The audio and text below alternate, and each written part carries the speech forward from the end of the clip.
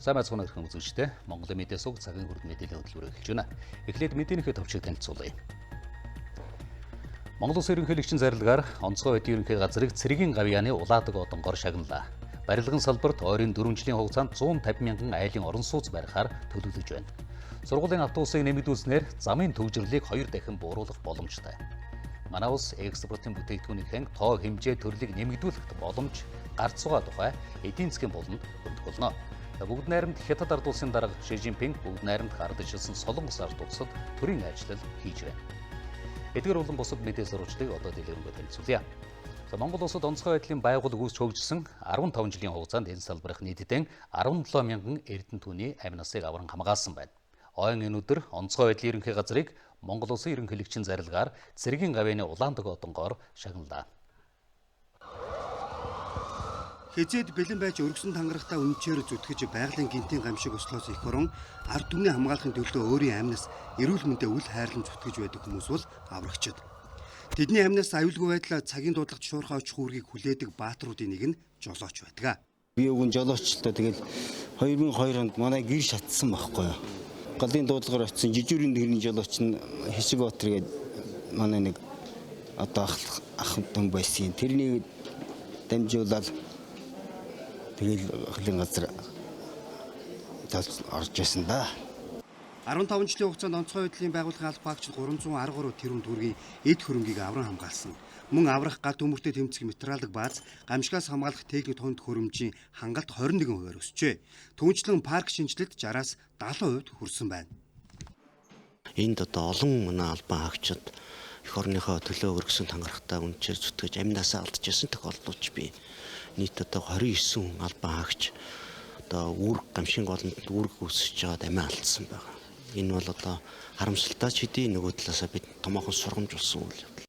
Монгол Улсын засгийн газрын тогтоолоор 2004-өөс 2019 онд 43 анги салбарыг шинээр байгуулжээ. Тусгаалan бэлтгэгдсэн мэргэжлийн үнийн нөөцөөрийг нэгэн тэлсэн байна. Цаашдаж засгийн газраас гамшигын эрсдлийг бууруулах хөрөнгө оруулалтыг нэмэгдүүлэхэд анхаарч ажиллахаа илэрхийллээ.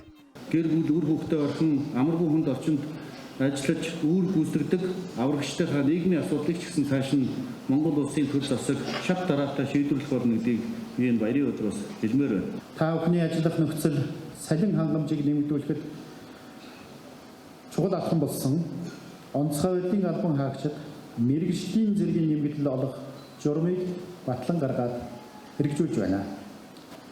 Монгол Улсын ерөнхийлөгч онцгой байдлын нийт бие бүрэлдэхүүнд илгээлт ирүүлсэн. Тэдний ажлын нөхцөлийг сайжруулж аюулгүй байдлыг нэгдүгээрт тавих нь чухал гэдгийг илгээлттэй онцлсон байлаа. Энэ ондоо багтаан дараагийн шатны хөтөлбөрийг боловсруулах 2020 он батлах хүчтэй эрх үхийн албан тушаалтуудад сануулъя. Боловсрол гамшигын шалтгаан нөхцөлийг арилгах, аюулгүй байдлын шаардлага стандартыг хангуулах, хөгжлийн бодлогын төлөвлөлтөнд гамшигын эрсдлийг тооцох зэрэг цаашид энэ чиглэлээр хэрэгжүүлэх тодорхой арга хэмжээ шийдвэрийг бүх төвшөнд хариуцлагатай хэрэгжүүлж ажиллана гэдэгт найдаж байна. Улс орны эдийн засгийн нөхцөлөд төсөв хүндрэлтэй амаргүй байгаа хэдий ч 2015 оноос хойш 903 албан хаагчаар игнээгэн хэлсэн байна. Гамшиг аюулт үзэгдлийн үеийн удирдлага зохион байгуулалт олон улсын жишгт хүргэж бүсийн зохион байгуулалтанд шилжсэн зэрэг нь тэдний амжилт юм а. Мөн 2012 оноос эхлэн нэгдсэн үндэсний байгууллагын мандаттаар олон улсад инхийг сахиулах үйл ажиллагаанд онцгой байдлын байгууллагын 230 гаруй албан хаагч халуун цэгт үүрэг гүйцэтгэсэн байна.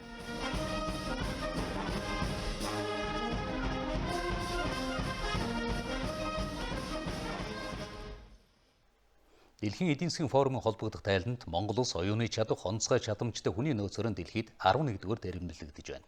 Гэхдээ экспортод гаргаж байгаа бүтээгдэхүүнд мэдлэг шингээсэн байдал нь дэлхийн 130 орноос сүүл мушгсан үр дүн гарчээ. Тиймээс манай улс энэ сул талаа засаж өөрчлөхийг зорж байна. Улсын хурлын дарга Зандан шатрын санаачилсан инновац ба хөрөнгө оруулалтын форумоор инновацийн төсөл бүтээгдэхүүнийг хэрхэн дэмжих талаар хэлцжээ. Бид бага баялагта мэдлэг оюунаа шингээж бүтээгдэхүүн гаргаж чадвал асар их нөөц боломж байна. Жишээ нь Монгол эрдэмтэд малын өлөн гидснээс мис заслын хайлдаг утас, хог дээр хайж байгаа малын арьс ширнээс чанартай коллаген гаргаж чадаж байна. Гагцгүй энэ бүхнийгээ олон улсын зах зээлд хүргэж чадвал бид үсрэнгүй хөгжих боломжтойг улсын хурлын дарга хэлж байна. Одоо энэ эмийн ургамал бүтээгдэхүүнээс чи хүмүүсийн биеийг эмчлэх олон эрүүл мэндийн бүтээгдэхүүн гаргаж байна. Энэ нь бол одоо нөгөө нэмэн өгдөг хүчин гэсэн экспортын бүтээгдэхүүн үүдэлдэг. Энийг маркетинг гэдэг дэлхийн зах зээл гаргадаг. Хятадын зах зээлд ороод гаргадаг болох юм бол энэ өсрөнгөө гэж байгаа. Одоо инновацийн явуул гаргаж байгаа татвар бүгдээс нь гадаад дэмжих бодлогыг хэрэгжүүлж байна. Энэтэйгээ манайхаа өөрсдөө доороосоо санаачлагтай ажиллаж байна. Ямар эрх зүйн орчин хэрэгтэй байна гэдгийг ярих хэрэгтэй. Одоо зөвхөн дээрээс хараад тэгээч ингээчгээ суугаад байдаг биш. Өөрсдөө бид ийм хийж бүтээ, ийм хууль, ийм юм хэрэгтэй байна гэдгийг шаарддаг. Энэ форумын үеэр дэлхийн шилдэг инновацийн компани удирдлагууд Монголын гарааны компаниудын дэлгэн тавьсан инновацийн төсөл бүтээгдэхүүнүүдтэй танилцсан юм. Форумд улсын хурлын даргын урилгаар хүрэлцэн ирсэн Америкийн нэгдсэн улсад инновацийн чиглэлээр үйл ажиллагаа явуулдаг Kiswe Mobile компани төлөөлөн удирдах зөвлөлийн дарга Жон Ким инновацийг ашиглан амжилтанд хүрэхэн сэдвээр илтгэл тавьсан байна. Тэрээр Монголын олон бүтээгдэхүүнийг дэлхийн зах зээлд гаргах хэрэгтэй. Ингээхийн тулд бүтээгдэхүүнээ анханаас нь хөгжүүлэхдээ олон улсын зах зээлд гарна гэдгийг заавал төлөвлөж тооцоолох шаардлагатай санал бодлоо хуваалцсан байна. Терроризм буюу гэмт халдлагатай тэмцэхийн тулд бүх нийтийн анхаарал хандуулах шаардлагатай тухай өндөр түвшний хэлэлцүүлэг Улаанбаатарт нуулж байна. Сайн сайхан нийгмийг цогцлоохын тулд гэмт халдлагад уриалан дуудаж торхорох биш, яаж нэгдэх вэ гэдгийг хэлэлцэж байна. Хүн төрлөختөн бие биенийхээ эсрэг халдах биш, харин их тайвнаар оршин тогтнохын тулд улс орондоо хэрэгжүүлж байгаа сайн туршлагыг энэхүү бахуурлаар хэлэлцэж байна. Терроризмыг устгахын тулд хамгийн гол нь бүх нийтийн анхаарлыг хандуулах хэрэгтэй. Ялангуяа залуучууд, эмэгтэйчүүд гэсэн тодорхой бүлгүүд илүү их инх тайванч ирээдүг бий болгох боломжтой гэдгийг онцолж байлаа. 2001 оноос хойш Европын аюулгүй байдал хамтын ажиллагааны байгууллагын зүгээс терроризмын эсрэг олон ажил санаачилсан байдаг. Бид хууль гаргаад амжилтанд хүрэхгүй байна. Харин одоо терроризмын эсрэг үйл ажиллагаанд хөрөнгө оруулалтаа нэмэгдүүлэх, бүх нийтийн анхаарлыг хандуулах хэрэгтэй болжээ. Ялангуяа эрдэмтэд төрийн бус байгууллагууд залуучуудын үүрэг оролцоо маш өндөр. Тэр бүхэл хамгийн бага нэгж гэр бүлээс энэ асуудлыг эхэлж гэмт халдлагад бие биенээ турхирахгүй байх ухаан боловсролыг гэр бүлийн хүрээнд эхлээд авдаг болох нь зөв гэж бодож байна. Терроризм гэдэг шинэ ойлголт биш. Нэгэнт ужгирсан энэ асуудалтай тэмцэхэд харин шинэ арга барил хэрэгтэй байна. Гэмт халдлагууд хэв шинжээ өөрчилж байна. Гэмт хүлэглүүдийн ихэнх нь онлайн хэлбэрээр гишүүд илсүүж терроризм хэл хязгааргүй болж байна. Залуучууд бол терроризм руу татагдах маш эмзэг үлэг. Засгийн газрууд залуучуудад зориулсан ажлын байр бий болгож, технологийн компаниуд ч терроризмын эсрэг үүргээ нэмэгдүүлж, судалгааны ажлууд мөн шин шатанд гарах хэрэгтэй байгаа юм а. Бие биенээ үзэн ядаж үндэстэй ястнаар ялгуурлахын эсрэг шинэ үеийн залуучууд чухал үүрэг гүйцэтгэнэ гэж бахуурлын төлөөллөд үзэж байна. Хүмүүс гэмт бүлэглэлд яагаад элсдэг вэ? Тэдэнд нийгэм эдийн засгийн амьдралд оролцох боломж хомс байна. Тийм учраас өөрийн эрхээ эдэлсэн тийм нийгмийг бүтээхийн төлөө зорих хэрэгтэй гэж бас байр суурь илэрхийлж байна. Ялангуяа хүүхэд залуучуудын дунд одоо сошиал ертөнцөөр тардаг хүчээр хэлэл урайлан дууддаг хэд таварсан үжлийг дэвэргэхгүй байх. Үүнт бол эмэгтэйчүүд, эрэгтэйчүүд хүсийн эрх ашигыг хамгаалах, хүний эрх чөлөө шашин соёлын асуудлаар өнөөдөр хурал хилцүүл явуулж байгаа юм а. Энэ хурлыг хийснээр бид нэгдсэн үндэсний байгууллагын гишүүн байгууллагын хувьд хүлээсэн үүргээ бүс нутгийн хэрэгжүүлэх юм боломж гарч байгаа. За гадаад харилцааны сайд цогтоотрын хувьд бахуурлын үеэр хэлсэн үгэндээ жижиг орны ард иргэдийг хил дамсан хууль бус 8-нд татан оролцуулах явдал их байдаг. За зохион байгуулалттай гэмт хэргийн эсрэг бусад орнууд дангаараа тэмцэхэд боломж бага байгаа учраас Европын аюулгүй байдал хамтын ажиллагааны байгууллагатай хамтарч ажиллах хүсэлтэй байгаа гэдгээч мөн энэ үеэр илэрхийлсэн юм а. Терроризмын эсрэг бүс нутгийн дээд хэмжээний баг хуралд оролцож байгаа Унгар улсын гадаад тарих худалдааны сайд Петер Сиарто энэ өдрүүдэд мөн Монгол улсад ажлын ажил хийж байна. Тэрээр өнөөдөр гадаад харилцааны сайд Цогтбаатарт уулзлаа. Иргэжил хоёр улс дипломат харилцаа тогтоосны 70 жилийн ой тохионо. Гадаад харилцааны сайд нарын үеэр Унгарын засгийн газраас боловсролын салбарт олгож байгаа оюутны тэтгэлгийг үргэлжлүүлж, бусад олон салбарт хамтын ажиллагааг өргөжүүлэх талаар санал солилцсон байна. Уулзалтын үеэр Монголоос томоохон зах зээл рүү гарах боломжийг ашигласан экспортын үйл ажиллагааг хамтарч хийх талаар ярилцсан байна.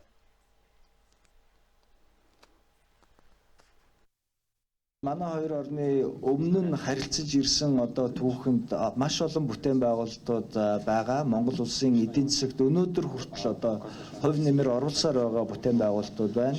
Тэрний одоо нэг нь биокомбинатын асуудал байгаа. Биокомбинатыг одоо Унгар улс бас зээл өгч өшөө энийг технологийн шинжилж бүтээгдэхүүнүүдийн улам сайжруулж чанаржуулах энэ тал дээр анхаарч ажиллаж байгаа. Нийтдээ 57 сая одоо долларын зээлийн одоо асуудал яригдж байгаа. Монгол улсын эдийн засагт төсөлд гарч байгаад эхлээд баяр хүргэе. Би Монголд 4 дахь удаага ярьж байна. Хоёр орны хамтын ажиллагааг өргөжүүлэх хүрээнд Унгарын засгийн газар 57 сая долларын төсөл санхүүжүүлэх шийдвэр гаргасан.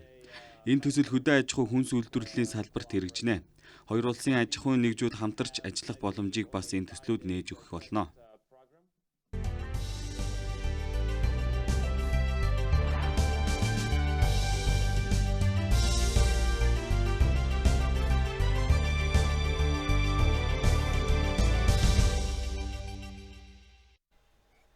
Энэ жил гэр хорооллын айлуудыг орон сууцчлуулахад зориулж 1.9 их найт төгрөгийн хөрөнгө оруулалтыг төлөвлөсөн. Энэ мөнгөөр 1000 гаруй төсөл хэрэгжүүлэх юм байна. Өмнө нь ийм хэмжээний төсвийг барилгын салбарт баталж байгаагүй юм. Өнөөдөр салбарын яамнаас хэрэгжүүлэх төсөл хөтөлбөрийн талаар мэдээлэл өглөө. Нийслэлд 200 мянган гаруй айл гэр хороолд амьдардаг. Тэдний дийлэнх нь орон сууцнд орох хүсэлтэй байдаг ч хөрөнгө санхүүгийн асуудал тулгардаг. Өнгөрсөн сард баталсан 150 мянган айлыг орон сууцтай болгох төсөл бага зардлаар байртай болох иргэдийг дэмжнэг салбарынхан үзэж байна. Төслийг дэлхийн ногоон хөгжлийн сан 500 гаруй доллараар санхүүжүүлэх юм байна. Тэр нь манай улсын түүхэнд урд өмнө байгаагүй одоо том бүтээн байгуулалтын ажил хийгдэж байгаа. Тухайлбал улсын хэмжээнд бол 1.9 их найт төгрөгийн 989 төсөл арга хэмжээ бол барилгын салбарт хэрэгжиж байгаа. Тэр дотор манай яамны захиалгаар 322 тэрбум төгрөгийн 157 төсөл арга хэмжээ өнөөдөр амжилттай хэрэгжиж байгаа. Олон жил нэг газартаа сууршилсан гэр хорооллуудаас болж нийслэлийн хөрсний бохирдол дээд зэгтээ хүрснийг мэрэгжилтнүүд анхааруулдаг. Тиймээс газрын хууль, геодез хот байгуулалт, орон сууцны тухай зэрэг хуулиудад нэмэлт өөрчлөлт оруулах шаардлага үүсэж байна. Хууль эргэцэн өөрчлөлт нь төвлөрлийг сааруулах нэг гарц гэж харж байна.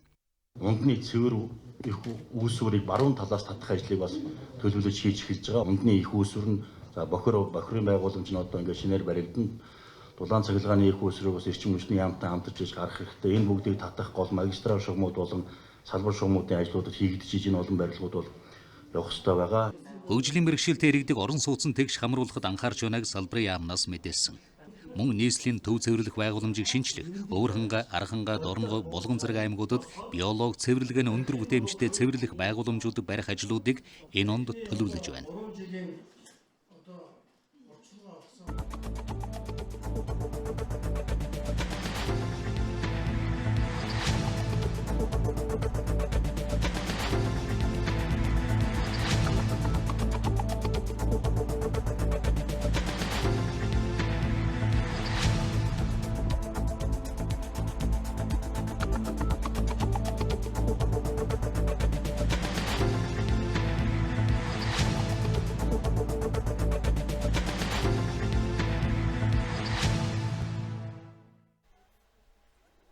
Төрийн ордны гадаа өнөөдөр зосон газрын 3 сайдаас хариуцлага нэгсэн жагсаал боллоо.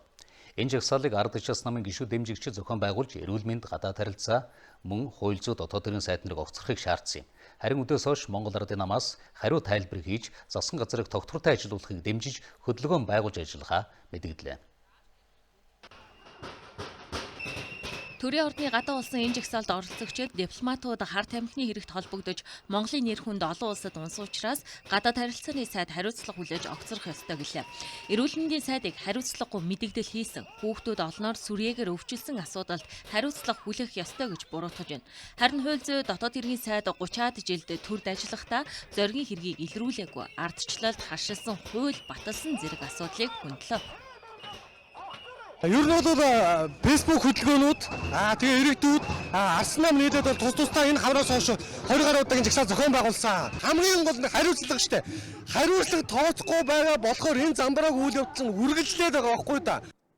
Харин өнөөдөр 14 цаг 30 минутанд Монгол Ардын намаас энэ жагсаалтай холбогдуулан мэдээлэл хийсэн. 2016 онд Дампуурлаа зарлах дээр тулаад байсан эдийн засгийг Монгол Ардын намын засгийн газар эмчилж, бодиттой өсөлтийг авчирсан.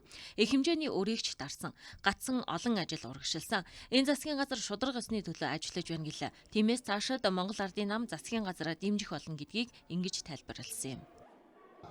Таавгийн санаж байгаа бол энэ улс орн 5 данстай болсон байсан. 5 сангийн сайтай болсон байсан. Өөр төлбөр нь хэрэгсээ гидэрсэн ийм л улс орн бодсон байсан. Энэ байдлыг засаж залруулж нам дамжсан эдийн засгаар сүлжэлсэн бүлгэлтийг дасан зогсоосон төлөө Монгол Ардын намаас байгуулсан засгийн газрыг эсвэргүүцэж байгаа байдалтай үед хатуу тэмцэнэ. Хатуу тэмцэнэ. Монгол Ардын намын даргын эхлүүлсэн удирдан чиглүүлж байгаа шинжилтийн үйл хэргийг шударгаас нөлөөлөх хэмжлийг Монгол Ардын нам хүчнэмж ажиллана гэдгийг та бүхэндээ өнөөдөр мэдгэж байна. Монгол Ардын намын улс төрийн бодлогын газрын дарга энэ үеэр нам дамжсан улс төрийн бүлэглэлийн эрх ашиг хөндөгдөж байгаа учраас ийм жагсаал цуглаан зохион байгуулж байна гэдгийг хэлж байсан юм. Цаашид Монгол Ардын нам хууль бус үйлдэлүүдтэй эвлэрэхгүй гэдгээ мэдэгдлээ. Монгол Улсын засгийн газраас 2019 оног багшийн хөгжлийг дэмжих жил болгон зарласан. Энэ хүрээнд мэргэжил сургалт үйлдвэрлэлийн төв Политехник коллежийн нийтдээ 2500 орчим багшийг компьютерт болгох юм байна. 2019 онд хөтөлбөрийн зах зээлд 69 мянга гаруй ажлын байр бий болсон байна.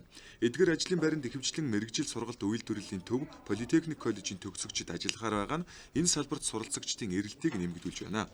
Өнөөдөр энэ салбарт 200 гаруй мэргэжлэр мэргэжилтэн бэлтгэдэг нийт төгсөгчдийн 70 гаруй хувь нь шууд ажлын байранд очиж, үлдсэн хувь нь мэргэжил дээшлүүлэх дараагийн шатны сургалтад хамрагддаг байна. Энэ мэргэжлийн босод сургалтын байгууллагуудыг зах зээлтэй холбох мэргэжлийн босод сургалтын байгууллагууд өөрийн үйл ажиллагаагаар орлого олдог байх.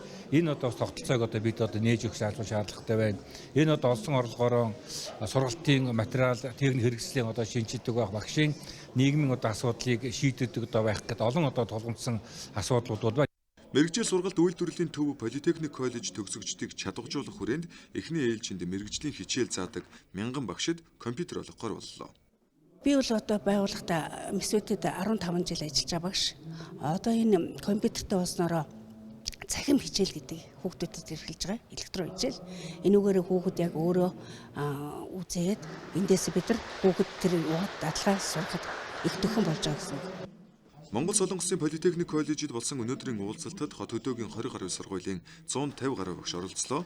Уулзалтад ирсэн багш нарт хандаж Монгол улсын ерөнхий сайд хүрэлцэх үг хэлэхдээ багшийн хөдөлмөрийн үнэлэмж амжиргааны төвшинг дээшлүүлэх нь сайн мэргэжилтэн мэргэжилтийн ажилчин бэлтгэхэд эерэг нөлөө үзүүлнэ гэдгийг онцолж байлаа. Мөн энэ оны 1-р сараас өгч эхэлсэн суралцагчдын 100 мянган төгрөгийн тэтгэлгийг нэмэгдүүлэх боломжийг салбар яамнаас судалж байгаа юм байна.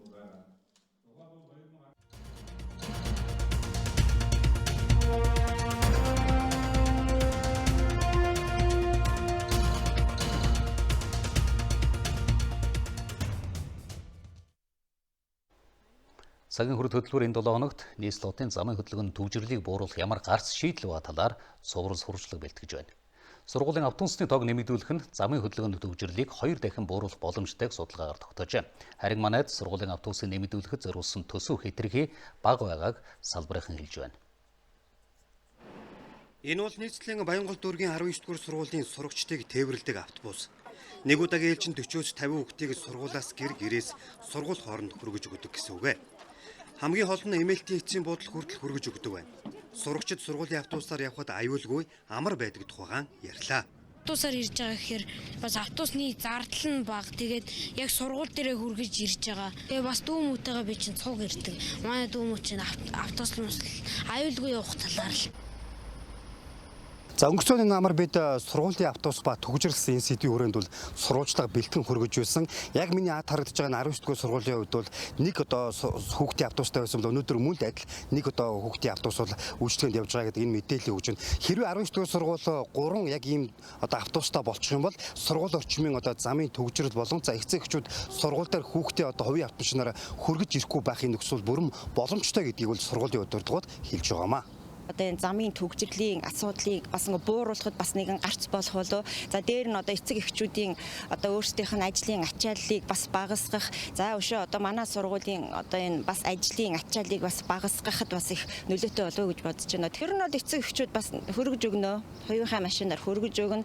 Зарим эцэг эхчүүд бас өөрсдөө бас хөтлөөд авчирдаг. Билжэл тараага сүүлийн хүүхэд эхний шинэ 5 шар гэж буулгана. Тэгтэл энэ суудлал үүрэн зарим нь босоогоор ингээл хүргэж өгдөг шүү. Нийслэлийн боловсролын газраас энэ хичээлийн жилд 7 дүүргийн 52 сургууль 130 автобусаар давхарсан тоогоор 6784 суралцагчийг тээвэрлэж байна. Энэ онд 6 сургуулийг шинээр хүүхдийн автобустай болгохоор төлөвлөжээ. 2019 оны төсөвт болохоор бас мөн 3 автобус олгохоор 450 сая төгрөг төсөвлөгдсөн. Автобус мэдээж нөгөө хоёр талын ач холбогдол байгаа тийм ээ. Хотын төвийн сургуулиудын хувьд бол эцсийн зав цагийг хэмнэх хоёрт нь автомашины энэ альва эрсдлээс зам тээврийн ослоос үржилсэн сэргийлэх хотын төвжирлийг бууруулах гэх мэт ийм давуу талуудтай байгаа. Нээж хотын ерхий боловсруулалтын сургуулиудыг автобусаар хангаж чадвал эцэг эхчүүд хүүхдийн хувийн автомашинаараа зөөгөөд байхгүй. Жишээ нь нэг автобусанд дунджаар 45 хүүхэд тээвэрлдэг гэж үзвэл сургуулийн орчимд ирэх 45 автомашины ачаалал үгүй болно. Үүнийгээ дагаад замын ачаалал буурч хүүхэд зам тээврийн осолд өртгөөс урьдчилан сэргийлж чадах гарц гэж харж байна.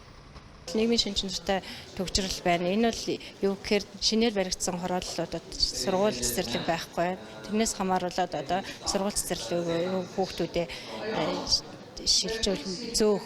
Тэгээд дээр нь бол сайн сургуулиудыг сонгох асуудал гэдэг. Сургуулийн автобусыг нэмэгдүүлээ гэдэг бол бас нэг л гарц л та. Нийслэлийн төсөвд жил бүр 3 сургуулийн автобус худалдаж авахар тусагддаг байна.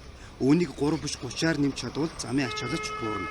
Хүүхдүүд аюулгүй тээврээр зочих боломж илүү бүрдэнэ гэдгийг холбогдох байгууллагуудаас хэлж байна. Нийслэлийн мэрэгжлийн хяналтын газраас үдийн цай хөтөлбөрийн хэрэгжилтэд хяналт шалгалт хийсэн байна. Шалгалтанд нийт 121 сургууль үдийн цай хөтөлбөр хэрэгжүүлэгч 79 аж ахуй нэгжийг хамруулжээ. Шалгалтанд хамрагдсан нийт сургуулийн 33% нь бага, 60% дунд, 7% нь их эрсдэл үүсэх магадлалтай гэж үнэлэгдэжээ. Хяналт шалгалтын явцад 45 сургуулийн цайны газраас 300 эрүүл зүйн арчтаас шинжилгээ авсны 22% нь нингийн бохирдолтой гарсан байна. Үдийн цайнд халуун хоол олгуулсанд холбогдуулан зориултын бас ажлын байртай газруудад хоолны газрын хүчин чадал хэд дахин давсан ачаалттай ажиллах болжээ. Үүнээс үүдэн хүнсний төв хэдийг хүлээн авах, анхан шатны боловсруулалт хийх, цэвэрлэх болон бусад угаалга цэвэрлэгийн ажиллагаа бүгд нэг дор явагдаж хоол хүнс бохирдох улмаар халдвар хордлого гарах нөхцөлийг бүрдүүлж байна. Цаашид үдийн цайг үдийн хоол болгосонд холбогдуулан зориултын бус ажлын байртай сургуулиудын хоолны газрыг мэрэгжлийн байгууллагын зураг төслийн дагуу засаж өргөдгөх шинжлэх ажлыг холбогдох байгууллагууд анхааралд авах хэрэгтэй байгааг мэрэгжлийн хяналтын байгууллагаас мэдээлж байна.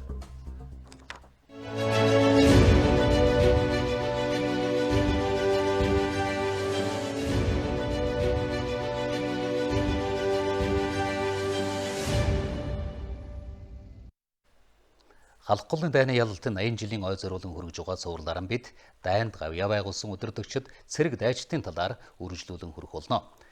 Халх голын ялалт бол Монгол ардын хувьсгал цэрэг зөвлөлтийн ажилчин тариачин улаан армийн хамтарсан ялалт байсан. Энэ удаад бид халхын голоос алдар гавьяан тодорсон маршал Георги Константинович Жуковын тухай үзүүлж байна. Зөвлөлт холбоот улсын 4 удаагийн баатар маршал Жуков 20 дугаар зууны зөвлөлтийн шилдэг 10 жанжны нэг болоход халхын голын дайн амжилт алдрынхан эхлэл байсан гэж үздэг. Жуков Оросын жирийн нэгэн гуталчны хүү байсан. Цэргийн сургуульд элсэж Киевийн тойрогт командлагч байхдаа халхын голын дайнд үнэлэлт дүгнэлт өгөхөөр ирж байжээ. Улмаар зөвлөлтийн 57 дугаар онцгой корпусыг удирдах хэрэг авч халхын голын дайнд командлагчийн үүр гүйцэтгэсэн юм. Монгол зөвлөлтийн цэргүүд халхын голын дайны үеэр анхудаа морд цэрэг болон мотобуудлага хамтдаа тулаанд орсон гэд өмнө нь хийж байгаагүй зоримог туршилтуудыг Жуковын удирдлагадор хийж байжээ. Жуков бол бас морд цэргийг командж исэн одоо морд дивиз корпусын захирчаар ажиллаж исэн ийм туршлагатай. Тийм учраас халхын голын дайнд бол нэг талаасаа зөвлөлтийн одоо орчин үеийн техникийн айрам орж исэн, нөгөө талаасаа Монголын морд механикжуулсан айрам орж исэн. Тэгэхээр энэ хоёр айрмын аль алийн одоо онцлогийг сайн мэдэх ийм баялаг туршлагатай хүн гэж үзсэн учраас Жуковыг бол 57 дугаар онцгой корпусын командлагчаар томилж энэ халхын голын дайныг удирдуулсан байнамаа. Эрсдэлтэй гэмээр тийм зоримог одоо байлдааны ажиллагаануудыг одоо төрлөж явуулж ирсэн. Тухайлбал бол Баян цагааны нуруунд шууд маршаас одоо цуванаас одоо танкийг шууд хүч садалц одоо дулдаанд оруулж ирсэн. Ялангуяа ягуун цэргийн дэмжлэггүйгээр танк оруулж ирсэн. За нийт тэр тухайн танкын бригадын бараг 50% нэтэ сүрч хэлсэн байт юм. За энэ бол яхаггүй одоо тийм зоримог шийдвэр байсан. Зөвлөлтийн цэргийн 57 дугаар онцгой корпус Монголд орж ирсэн ч халхын голд үүргэн хангалттай биелүүлж чадахгүй байна гэсэн дүгнэлтийг тухайн үед хийж байсан. Маршал Жуковыг халхын голд ирэхээс өмнө Монгол ардын хувьсгал цэрэг үндсэндээ халхын голыг хамгаалж байлаа. Маршал Жуков халхын голд ирээд хамгийн түрүүнд тагнуулын үйл ажиллагааг идэвхжүүлж байсан гэдгээ.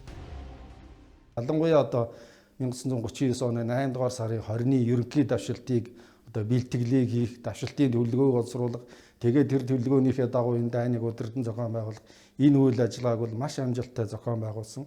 Тийм ч учраас одоо энэ дайны ялалтын үр дүнд бол Жуков бол одоо зөвлөлтийн ирээдүйн алдар цэргийн жанжин болох ийм замд одоо эндээс ихсэн гэж байна. Халхын голын дайны ялалт бол маршал Жуковын хувьд зөвлөлтийн цэргийн дээд удирдлага танигдах боломж байсан гэдэг. Дараа нь маршал Жуков 1941 онд эхэлсэн эх орны дайнд жанжины авьяас арга барилан харуулж нэрээ үлдээсэн түүхтэй. Орны дайны үе одоо бүх одоо фронтын төлөвлөгөө байлдааны операц тактик бүгд жукийн одоо оролцоотойгоор ингэж явагдсан байна. Тийм учраас түүнийг одоо зөвлөлтийн ард түмэн болон Монголын ард түмэн түүнд их одоо хайртай. Өөрөөр хэлбэл жук бол хувь хүний хувьд бол Орос их орондоо дэрсэн Орос хүн. Цагийн жанжины хувьд бол Монголын нутаг дэвсгэрт халахын голын дайны талбарт энэ дайны талбараас тодорч гарсан ийм Цагийн жанжин. Маршал Жуку хэдийгээр Орос орон төрсөн Орос хүн байсан боловч монголчуудын тус ард тогтнол Монгол улсын төлөө ухаан зоригоо зориулсан Монгол нутгаас төрсэн Цагийн жанжин гэж хүндлэгддэг юм а. Халахгүй дайнд манай улсын 8500 цэрэг татагдан оролцсноос гадна энгийн олон ардуу сайн дурааран дайны талбарт ажиллаж байла. Жишээ нь Дорнод аймгийн Баян сумын сургуулийн 16 охид дайны талбарт ажиллахаар очиж байсныг тухайн үеийн сонь сэтгүүлд онцлон тэмдэглэж байжээ. Тэдний нэг болох Чим цэрэнгийн гэрээс дараах сурвалжлагыг бэлтгэлээ.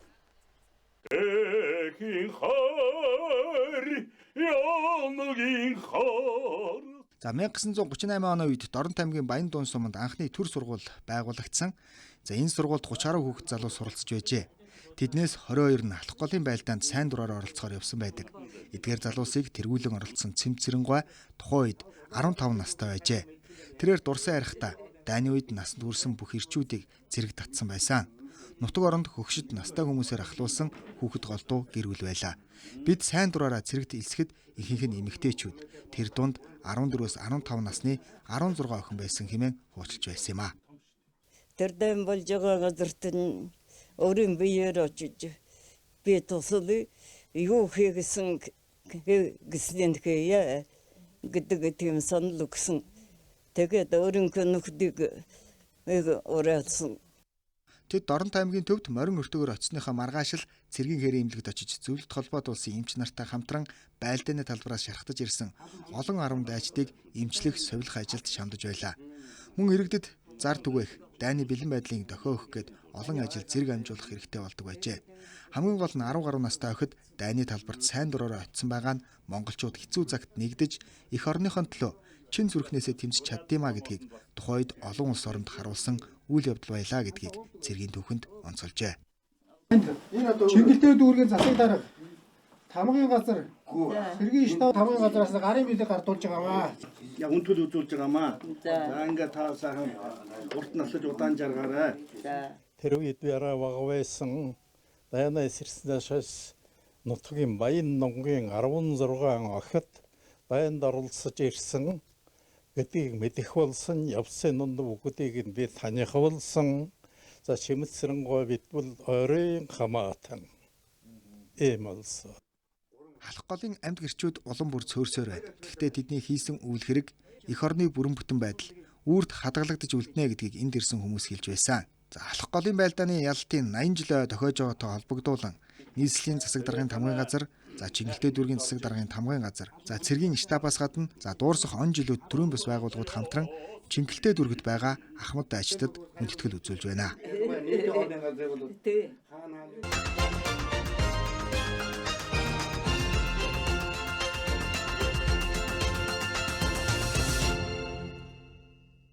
Улсын хурал үндсэн хуульд оруулах нэмэлт өөрчлөлтийн төслийн 1-р хэлэлцүүлэг хийж дуусаад байна.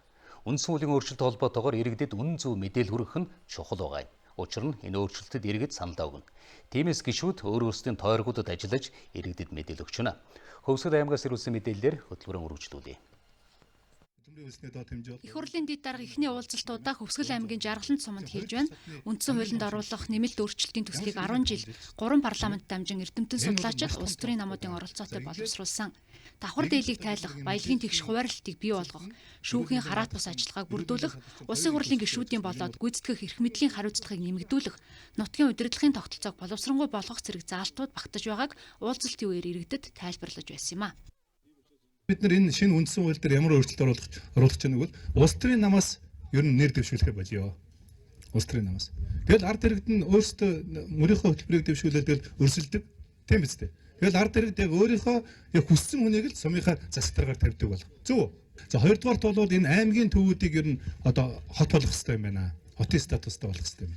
Одоо гон ч манайх чинь манай аймгийн төв чинь мөрөн хот гэдэг байсан биз дээ. мөрөө бат. Тэгсэн чинь одоо бол мөрөө сум шүү дээ. 1992 онд баталсан шинэ ардчилсан үндсэн хууль нийгэм эдийн засгийн тулгамдсан асуудлыг шийдвэрлэх, ард иргэдийн амьдралыг сайжруулахад тодорхой үүрэг гүйцэтгсэн. Нийгэмд шударгаас тогтоох, Монгол төрийн бодлого тодорхой байх, хөгжлийн бодлогын асуудлууд, хариуцлагын тогтолцоог бий болгох зэрэг олон тулгамдсан асуудлыг шийдэх зорилгоор үндсэн хуульд нэмэлт өөрчлөлт оруулах төслийг боловсруулж, нэгдүгээр хилцүүлгийг хийгээд байгаа. Хилцүүлгийн төгсгөлд нэмэлт өөрчлөлтийн төслийг их хурлаар хилцэх зөв гэж үзсэн, иргэд харин энэ талаар өөрсдийн байр суурийг ингэж илэрхийлж байна. Танай хуулийг баталгаад бол энэ хамрын чуулганаас баталсан хуулийг чинь голдуу харсан. Хэрэн тэгээд 50 гишүүн өрч хурлын баталсан гишүүний ховордоо. Улсын хурлын гишүүн засгийн газрын гишүүн байдаг асуудлыг тодорхой хэмжээгээр хязгаарлахгүй бол асуудалтай байдаг гэсэн юм бол нэлээд гарч байгаа. Одоо бол 16 сайдаа ихэнх нь болцсон байж байгаа. Тэгэхээр эргээд нөгөө нэг засгийн газар танилтайгаа механизм байхгүй бол тийм асуудлууд байгаа учраас бас ийм санал гаргая. Монгол Улсын их хурл 2017 онд Монгол Улсын үндсэн хуульд нэмэлт өөрчлөлт оруулах асуудлаар анх дугаар зөвлөлдөх санал асуулга явуулах шийдвэр гаргасан. Шийдвэрийн дагуу зөвлөлдөх санал асуулгад 300 мянга гаруй иргэн хамрагдаж 5 сая 500 мянган нэг санал ирүүлсэн. Их хурл энэ намар ард нийтийн санал асуулга явуулахаар тов тогтоогоод байна. Баян зүрх дүүргэн 6 хороонд эрүүл элэг аяныг хэрэгжүүлэхээр болсон байна. Нийслэлийн бүх өрхөн эмнэлэгт элэгний БЦ вирусыг илрүүлэх үн төлбөргүй шинжилгээ хийж байна. Гэвч урьдчилан сэргийлэх шинжилгээг хамрагдах иргэдийн идэх муу байгааг эмчнэр хэллээ. За Баян зүрх дүүргийн 21-р хороонд харьяалтаа 10,000 орчим иргэн бий. Үүнээс гадна төр оршин суугч 5,000 гаруй иргэн байгаа юм. Гэтэл 2 жилийн хугацаанд 2,400 гаруй хүн л өрхийн эмнэлэгт ирж ЦБ вирусын илрүүлэх шинжилгээ өгчээ. Өөрөөр хэлбэл хорооны нийт иргэдийн 3 хүрэхгүй хувь нь л энэ шинжилгээг өгсөн байгаа юм а. 2018 оны байдлаар харахад бол нийтдээ 1570 хүн хамрагдаж, мөн байгуулах харьяа байгууллагуудаас 277 хүн хамрагдаад нийтдээ 1847 хүн хамрагдсан байна. Шинжилгээнд хамрагдаж амжаагүй иргэдийг өрхийн эмнэлэгт хандахыг уриалж, улсын хурлын гишүүн оюун хурлын санаачлагаар эрүүл элэг аяныг эхлүүлж байна. Энд үзлэг хийж байгаа эмчнэр вирус илрүүлэх шинжилгээ хийхээс гадна мөн вирус тоолох лабораторийн үйлчилгээг үзүүлж байгаа юм а. Тэрний та БЦ вирусын халдвартай байна уу юу гэдгээ үзүүлж болно. Хоёрдугаарт хэрвээ байна гэж та аль нэг вирусын халдвар байх юм бол вирусын идэвхжил тодорхойлох шинжилгээ буюу вирус тоолох шинжилгээг бас энд авч байгаа. Тэгэхээр тэрэнд ингээд шинжилгээг өгөхөөр тэр шинжилгээний хариу гарахаар буцаагаад өрхийн эмнэлгээр чинь дамжуулаад танд хариу нэрнэ. За Баян зүрх дүүрэг нь хүн ам ихтэй учраас өрхийн эмнэлэг ачаалал ихтэй байдаг. Тиймээс хотын захын гэр хороолд 50 ортой шинэ эмнэлэг барихаар төлөвлөжээ. 21-27 2 дугаар хороо гэсэн энэ 3 хорооныхаа дунд 50 ортой эмнэлэг барьж байгаа. За энэ бол үнэхээр одоо эрүүл мэндийн тусламж үйлчилгээ иргэдийн дэргэд ирж байгаа хамгийн сайн эмчилгээ онцлогоо болно гэж бид бодож байгаа. За энэ үеэр мөн Баян зүрх дүүрэгт хийх зарим бүтээн байгуулалтын ажлыг иргэдэд танилцууллаа. Тухайлбал тус дүүргийн 27 дугаар хороонд иргэдэд үйлчлэх 1 цагийн төв, мөн 2 дугаар хороонд 960 хүүхдийн сургууль 100 ортой цэцэрлэг барихаар болж байна. За улсын төсөд мөнгөний нь суулгаад байгаа юм байна. Ингэснээр алслагдсан гэр хороолд төрийн үйлчлэгээ ойртож сургууль цэцэрлэгийн завсарталт байхгүй болно гэж хэлж байсан юм а. Бага насны хүүхдийг хүч хэрхэлсэн гэмт хэрэг толбогдсон Цагдин хорих 461 дугаар хорих ангид сэжиглэгдэн саацуулгадж байсан 25 настай төмөргөгч этгээд өчигдөр тус ангиас орвчээ. Тухайн өдөр эргэлт уулзалт явагдаж хөдөлгөөний ачаал их байжээ. Дотоод журмынхаа дагуу ангийн сэтгэл зүйч хоригдогч төмөртэй уулзалт хийж дуусаад журмын дагуу харуул хамгаалтын ажилтнанд хүлээлгэж өгөөгүйгээс тухайн этгээдэд оргох боломжийг олгож ажлын хариуцлага алдсан байж болзошгүй байна. Хоригдлыг эрен хайх ажиллагааг орон даяар эхлүүлээд байна.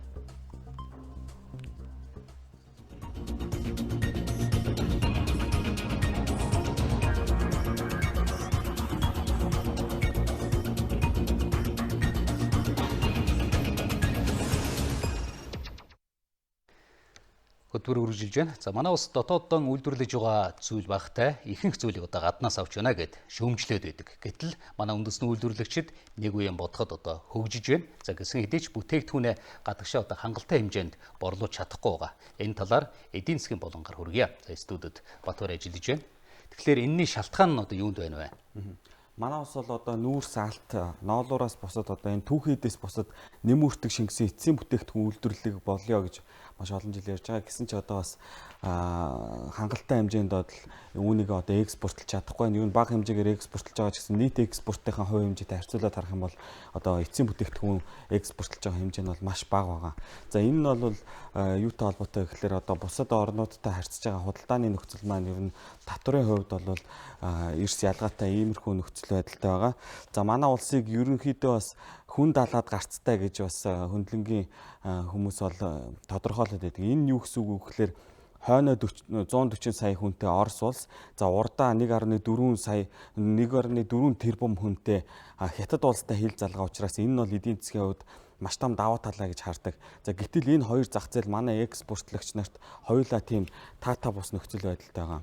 За Орос улсын хувьд гэх юм бол манайхаас бараа бүтээгдэхүүн экспортлоход 30-аас 40% татвартай. За Хятад мөн бас өндөр татвартай. За ер нь бол Хятад улстайгаа манайх худалдаагаа өргөжүүлээд явхад бол хангалттай хэмжээний экспорт хийх боломжтой гэж хүмүүс хардаг. За гэтэл манай бодлого биш одоо тухайн улсын бодлогоос хамаарсан бас хүндрэлтэй зүйлүүд байгаамаа.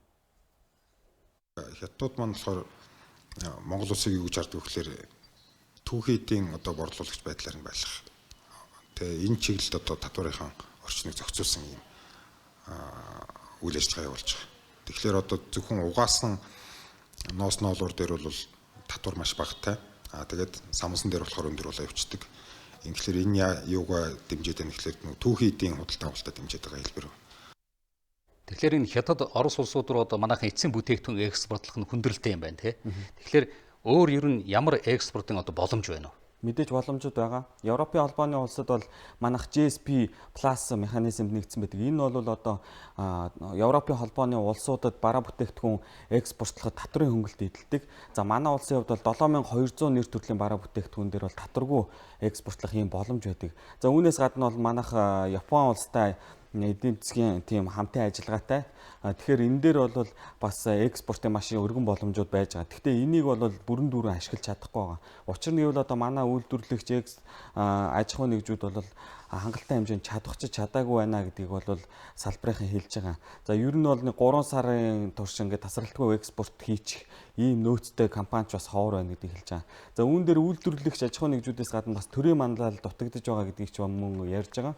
За ер нь экспортын чиг баримжаатай хөгжиж ирсэн улс орнуудын хувьд бол төрийн манлал их чухал үүрэгтэй байсан байна.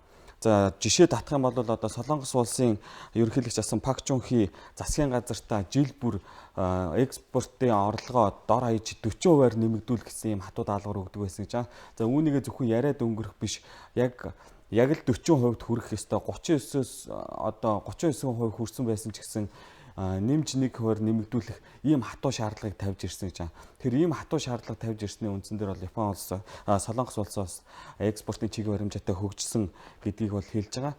За манай улс ч гэсэн бас одоо ийм төсөл хөтөлбөр одоо санаачлалуудыг гаргаад явж байгаа. Хамгийн сүүлд гэхэд 2018 онд Монгол экспорт гэж хөтөлбөр батлагдсан. Энэ дээр бол бас одоо тарифын болон тарифын бус ийм хүндрэлүүд саад дотгорыг одоо яаж арилгах бол гэсэн ийм хүлээлт бас байгаа юм.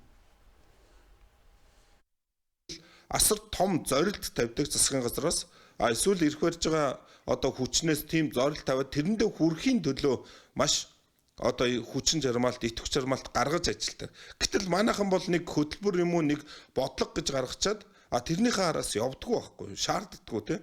Одоо энэ хөтөлбөрийг хэрэгжүүлэхийн төлөө төрийн байгууллага болон төрийн бус байгууллага, жижиг дунд үйлдвэрлэгч, баялаг бүтээгч, ер нь аж ахуй нэгжүүд бол хичээл зүтгэл чармаалт бол гаргах хэрэгтэй байгаамаа. За ер нь экспорт хийн гэдэг бол одоо тухайн оронд гадаад валютын урсгал орж ирж байна гэсэн үг. За экспорт нь импортоос давах юм бол одоо гадаад валют мэдээж хоримтлагдана. Энэ хэрээр бол тухайн улсын валютынхын тогтвортой байдал хангагдана гэсэн ийм зүйлүүд байдаг. За үүнээс гадна бас эдийн засагт маш олон эерэг дам нөлөөтэй. Тийм учраас одоо экспортын бодлого бол маш чухал юм аа. Баярлалаа. Эрхэм үзэгчдээ та бүхэнд эдийн засгийн болгоо хүргэлээ.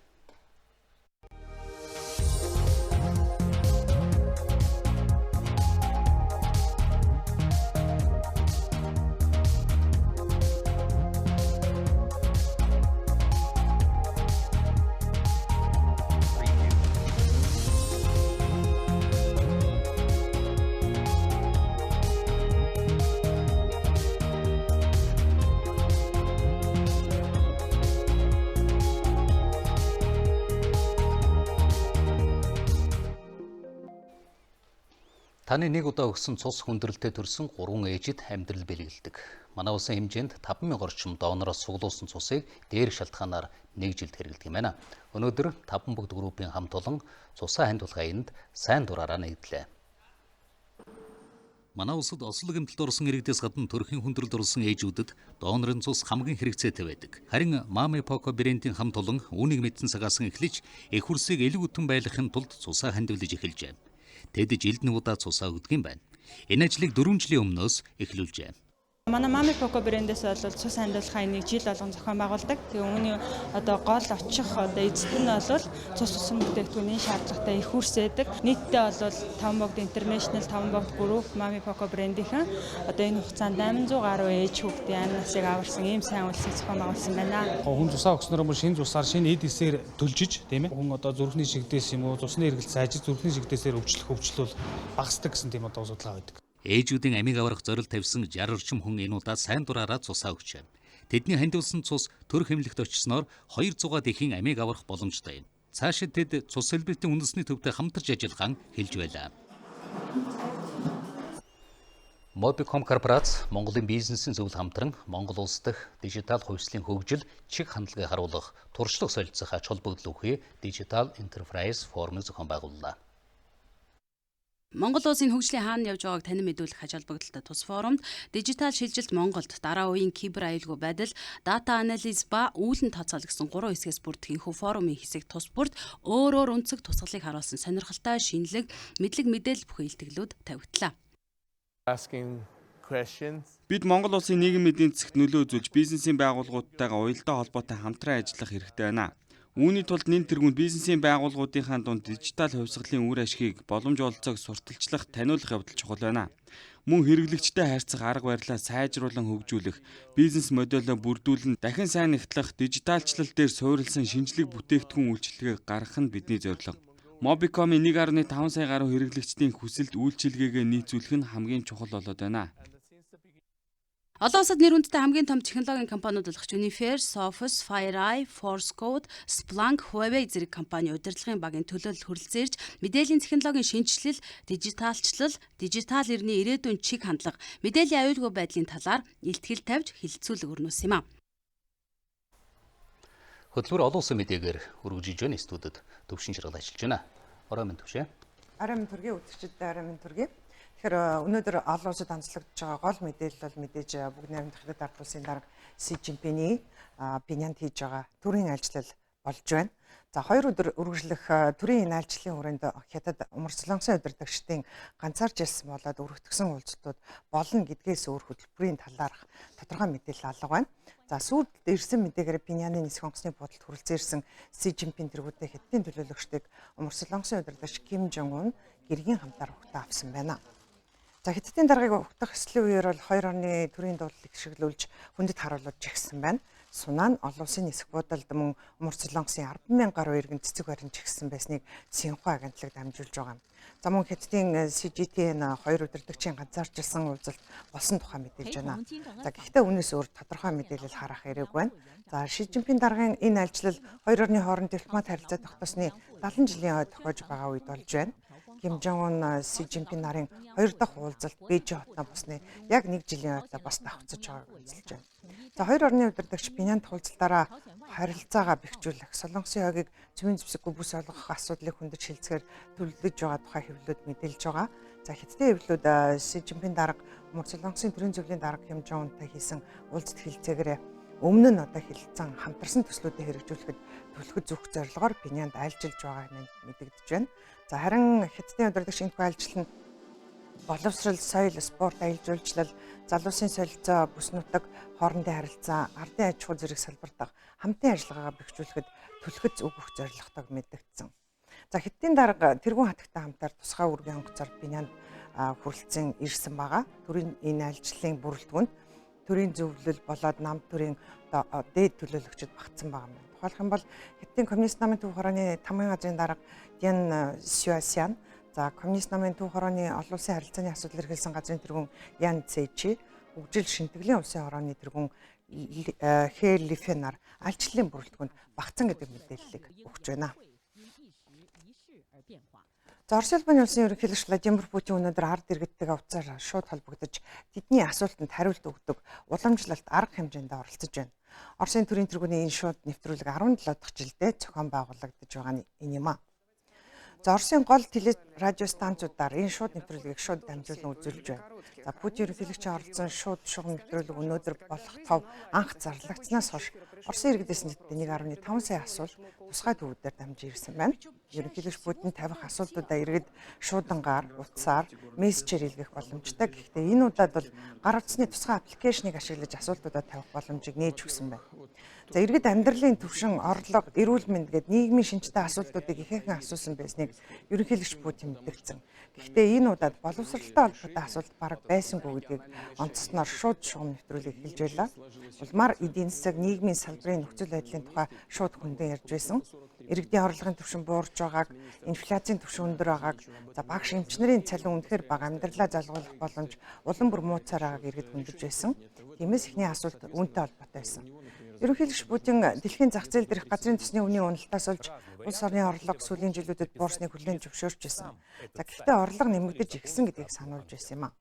За иргэдийн амжиргааг сайжруулахын төлөө арга хэмжээнүүдийг авч байгаагаа тэрээр олон тоо баримтуудаар хэлж байсан. Ганцхан жишээг сануулахад цалин үлсийг энэ оны 5 сар гэхэд 2.8%-аар нэмсэн. Энэ нэмэгдэлд 44 сая иргэн хамрагдсныг мэдэгдэж байлаа. Харин барууны орнуудын хориг Орос улбаны улсад 50 тэрбум Америк долларын хохирол учруулсан бол Европын орнуудад 240, Америкийн нэгдсэн улсад 17 тэрбум Америк долларын хохирол учруулсан байгааг мэдэгдэж байлаа. Үүний хамтаар улс орны хөгжилд өнөөдөр үндэсний хэмжээний төслүүдийг хэрэгжүүлэх нь онцгой чухал байгааг илэрхийлж байсан. За энэ удаад иргэд олон нийт ерөнхийлөгч Путинээс үр дүн нэгцгэж байсан. За телевиз радиогийн шууд шугам нэвтрүүлэг хамгийн анх 2001 оны 12 дугаар сарын 24-нд болж байсан. За өнгөрсөн 16 удаагийн шууд нэвтрүүлгийн үеэр бол ерөнхийлөгч Путин иргэдийн 1120 асуултанд хариулт өгж байсан. За хамгийн уртдаа энэ шууд нэвтрүүлэг 4 цаг гаруй туршид үргэлжиж байсан. За энэ удаад одоо ч иргэдийн асуултанд хариулж байна. За ерөнхийлөгч Путин бол энэ шууд шугамыг бол хамгийн хүчирхэг социологийн судалгаа хэмээн тодорхойлдог юм а. За 2014 онд Украины зүүн хойд нутаг Донбасст Малайзийн агаарын тээврийн компани Boeing онгоцны осолд буруутай хэмээн сэжиглэж байгаа хүмүүсийн нэрийг олон улсын мөрдөгчд зарлаа. Өчигдөр мөрдөн шалгах хамтарсан багийн төлөөлөгчд Холландын хотод хэлгсэн хэвлэлийн баг хурал дээр энэ тухай зарлаж албан ёсны мэдээлэлээ хийсэн байна. За тэдгээр нь дангаар тусгаар тогтнолоо зарласан Донецкийн бүгд найрамд улсын Батлан хамгааллын сайдаас Игорь Гиркин, тус бүгд найрамд улсын цэргийн тагнуулын дарга асан Сергей Дубинский, түүний орлогч Олег Плотов, мөн Дубинскийн туслах байсан Леонид Харченко нар хэмээн нэрлэж байна. Мөн Гиркин, Дубинский, Плотов нар Оросын иргэн, Харченко нь Украиний иргэн болохыг энэ үеэр мэдээлж байлаа. Дөрвөн шижигтэнд Нидерландын иргэн хуулийн 168, 289 дэх зүйл ангиудаар ял тодорхойлоод байгаа юм байна. Хэрв шүүхээр гин буруутай тогтоогдох юм бол 30-аас 45 жилийн хорих ял оноохоор байгаа юм байна. Бид энэ дөрвөн сэжигтэн үндэсний хэмжээнд төдийгүй олон улсад эрен сурвалжлах, баримтлах зөвшөөрөлтэй. Гэхдээ Орос Украиний үндсэн хуулиар иргэдээ өөр улс орны талд шилжүүлэн өгөхөд хоригдсон байдаг тул бид ийм хөсөлд гаргахгүй. Харин Москвад хандаж Гаагдаг шүүх хуралдаанд сэжигтнүүдийг оролцуулах шаардлага үгүй албан хөсөлд илгээх болно. Мөн сэжигтнүүдээс мэдүүлэг авах хөсөлтөж Оросын талд гаргана. Ийм хөсөлтүүдээ мөн Украины талд тавих болно. За мөн тэрээр шүүхтэр тэдний гин бурууг нотлох хүртэл тэднийг гин буруугууд тооцно гэдгийг онцлон хэлсэн байна. За Нидерландын ерөнхий прокурор сэжигтнүүдэд хандаж шүүх хуралдаанд сайн дураараа ирж оролцохыг уриалсан. За Боингийн ослын шалтгааныг Нидерландын ерөнхий прокурор цагдаагийн дарга удирдлаганд Австрали, Бельги, Малайз, Украины мөрдөгчдийн оролцоотойгоор мөрдөн шалгасан юм. За өнгөрсөн оны 5 дугаар сард тус онгоцыг Оросын армийн мэдлэлтэйг Курск мужид байрладаг Зенит Бужингийн 53 дугаар бригадын бүгд цогцлбороор харваж осолдуулсан гэж тус мөрдөн шалгах багийнхан мэдээлж байсан юм а.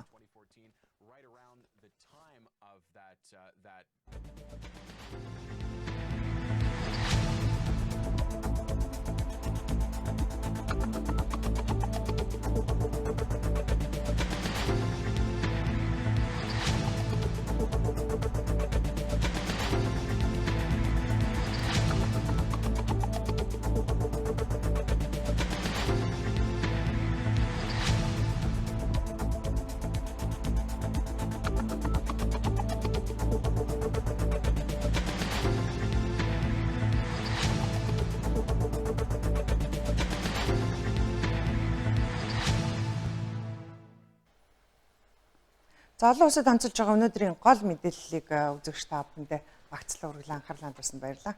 Баярлалаа. За хөтөлбөр олон улсын мэдээг та бүхэн төрөглөө үргэлжлүүлэн одоо спортын мэдээ хүлээн авна уу? Студид баяр сайхан ажиллаж байна. Орой минь төргий. Орой минь. За үзэгчдээ бас орой миньдийг хүргэе. Манай оронд олон дэлхийд ихэнд болж байгаа спортын тэмцээн уралдаан үйл явдлын мэдээлэлс хүргэе. За онцлог мэдээ маань бүтээн байгуулалтын мэдээ байгаа. Хинтэн аймгийн Бэндэр сум Монголын үеийн цаанчдын мөрөөдөл болсон олон улсын стандартын цанын бааз өвлөө спортын цогцлбор шаваа тавилаа гэсэн мэдээллийг үзэгч та бүхэнд хүргэе. 60 гаруй жилийн түүхтэй Монголын цаны спортын хөгжилд үнэтэй хувь нэмэр оруулах цаны олон улсын стандартын баазыг байгуулах санаа гаргасан бол Хинтэн аймгийн Бэндэр сумын өвлөө спортын хязгааргүй клубын тэргүүн цаны спортын мастер Санжаагийн бацаах юм. Монголын цаны холбооны удирдах зөвлөлийн гишүүн байхдаа 2017 онд Японы Саппорот тулсан Азийн өвлөө спортын наадамд өөрийн зардлаар явж цанын зам, уралдааны маршрут, техник технологитой танилцсан наривчлан судалгаа хийж иржээ. Улмаар Монгол Швейцарын цанын клубын тэргүүн Паскал Герчтэй уулзаж танилцсанаар энэ ажил эхэлсэн байна. Нутаг орны удирдлагуудтай уулзаж Хинтэн аймгийн Бэндэр сумаас 3 км-ийн зайд орших 100 га газрыг албан ёсны зөвшөөрөл авснаар цанын баазын суурь тавигдж эхэлжээ.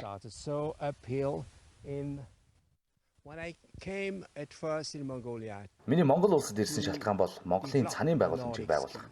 Энд ирээд миний хамгийн анхны бодсон бодол бол та нарт сайн чанарын зам хэрэгтэй гэж бодсон. Харин энэ газарт ирж үзлээ. Энэ хэсэг бол үнэхээр зөв гэдгийг мэдлээ.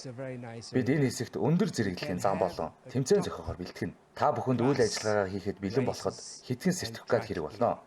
Тэрхүү сертификатыг авснаар энэ талбай дээр олон улсын тамирчдыг бэлтгэл хийлгүүлж, мөн та нарт олон улсад очиж тэмцээнд орохгүйгээр өөрийн улсдаа олон тэмцээнүүдийг зохион байгуулж болно. Яг миний энэ зогсож байгаа газарт Монгол улсын бас нэгэн шинэ түүх эхлэж байна. Энэнд өөрийн хувь нэмрээ оруулж байгаад маш их баяртай байна. Олон жил бодож мөрөөдсөн Монголд олон улсын одоо стандартын юм цанын замтай болох. Тэгээд улмаар өвлөө спортын төв байгуулах юм бодол хүсэлтэд хөтлөгч явсан маань өнөөдөр ингээд биелэлээ олж байна. Өшөөгөл ажил үргэлжлэнэ. Маш их ажил байгаа. Монгол улсаас цаны спортын түүхэнд 1 сумаас 28 спортын мастер төрсөн. Цааш 7 шилдэг тамирчид төрөх боломжтой, эрүүл бие бэлдартай хүүхэд залуус олонтой, нутаг усны байдал, байгалийн тогтцол сайтай зэргийг олон улсын цаны холбоонд үр дүнтэй сайн танилцуулсны үр дүнд олон улсын цаны холбооноос зам тавих цаны мэрэгжлийн эксперт Герман улсын иргэн Маркус Кёлер, Паскал Герчийн хамт хүрэлцэн гэж цанын бааз байгуулах талбайг судлаж тэмдэглэгээ хийсэн байна. Миний хувьд их зөв газар сонгосон гэдэгт итгэлтэй байна. Яагаад гэвэл энд байгаа өгсүр хэсэг бүр өөр налуутай байгаа учраас аль ч талдаа давуу болох юм. Мөн стадион хийх талбайгаа ч маш зөв газар сонголоо. Тэгшгэн саруул талбайтай газар нь маш их таалагдж байна. Монголын спортын түүхэнд томоохон бүтээн байгуулалт болох энэ ажлыг Хинтэн аймгийн засаг даргын тамгын газар, Бэндэр сумын засаг даргын тамгын газар, Монголын цаны холбоо дэмжин ажиллахаас гадна их эзэн Чингис хааны үлгийн нутагт аялал жуулчлалын бүс болгон хөгжүүлэх бодлогын хүрээнд Монгол улсын ерөнхий сайд хүрэлцэх улсын их хурлын гишүүн, засгийн газрын хэрэгжлэх газрын дарга оюун эрдэнэ нар газар дээр нь танилцаж дэмжин ажиллахаа мөн мэдэгдсэн байна.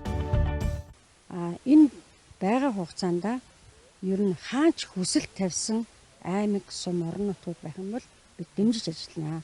Энэ бол тэрнтэй тэрнгүү Монгол улсын хэмжээнд цаны спортыг хөгжүүлэх одоо гол бидний зорилго юм. Хүний нутгийн хөгжлийг биширч үтгэхээс илүүтэй хэрэгтэй зүйлээ судлаж сурч өөрийн нутгаа деважин шиг болох юмсан хэмээн ярих дуртай цаны спортод илгэхтэй өвлийн спортын хязгааргүй клубын тэргүүн Бацаахны мөрөөдөл ажил болж эхэллээ. Энэ спорт цогцлбор нь зөвхөн цанаар уралдаа зогсохгүй Монголын хоккей холбоо, Монголын тэшүүрийн холбоотой хамтран өвлийн спортын цогцлбор болж хоккей, шорт трек, тэшүүр урангуулгалт, кёрлинг, мөсөн шагаа, мөсөн сур харваа гэдэг өвлийн спортын олон төрлүүд хөгжөхөд үнэтэй хувь нэмрээ оруулах юм а. Энэ байгууламж баригдах юм бол Аз твдээ дөрөвт орно, өмнө нь бүгд найрамд Хятад улс, Япон бүгд найрамд Солонгос улсад өвлийн спортын цогцлбор баригдаад байсан юм а.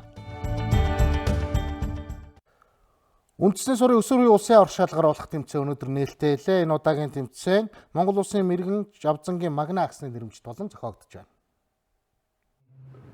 20 дугаар зууны Монгол наадмын сурын алтан шар зурхайд эмэгтэй харваачдыг манлайлан босож явсан алдарт харваач бол төрийн хэр наадам 5 удаа төрүүлж, 3 удаа зүүрлэж 1973 оны Отог харваанд 19 онож, Монгол улсын спортын мастер цул хүрдэж байсан Магна мэргийн үндэсний их баяр наадмын томоохон сорилго болж байгаа 2019 оны өсвөрийн улсын аврах шалралт тэмцээн Монгол улсын дархан мэргэн Магна асны нэрэмжит мөн Монголын үндэсний харваачдын холбооноос баталсан шин дүрмээр зохиогдож байгаагаараа хийхэн онцлогтой байна. За өнгөрсөн жилийн улсын эдгэр мэргэн харваачд мөн өнгөрсөн жилийн улсын аврах харваач нар олон алдартай харваачд харваж байна. Өмнө жил нээлттэй харваанд тусгай байр эзэлсэн. Тэгээд өшөө 6 сарын 1-ний харваанд 3 дугаар хайранд орсон. Өглөө хараагаа үзээд тэгээд нэг боссон. 4 сум тавьсан. За 3-ын нас. Одоогондоо 8 сум харваад тэгээд 6 сумын оноол байж л. Эснийхээ спортоор хичээллээ. Тэгээд өв соёл нэг тээж байгаа гэдэг утгаараа л тэгэл энэ спортоор хичээлж. Өсвөрийн харваачд 9-оос 11, 12-оос 14, 15-аас 17 гэсэн 3 насны ангилалд өрсөлдөж байна. Маргааш 6 дугаар сарын 21-ний Баасан гарагт улсын аваргууд тодорно. Олон улсын олимпийн орноос эх жил болох Токио 2020 олимпийн наадмын боксing тэмцээнийг зохион байгуулах шинэ хөтөлбөрөө гаргасан байна. Энэ талаар мэдээлэлээр спортын мэдээ үргэлжилж байна.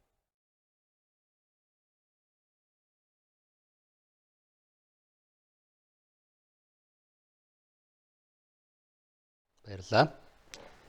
Одоо та бүхэн цагаагаараа мэдээ хүлээн авна уу?